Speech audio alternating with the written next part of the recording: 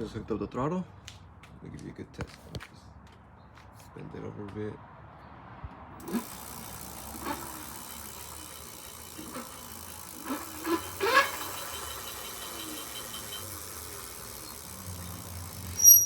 Alright, I'll show you the wire in a minute.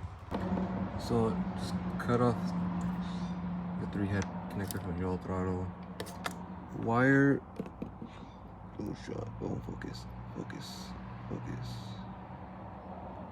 The white one goes to the brown one, the purple goes to the blue one, and the negative and negative. Something like that. Alright. It's a pretty simple job. Shouldn't take you more than 10 minutes to do it.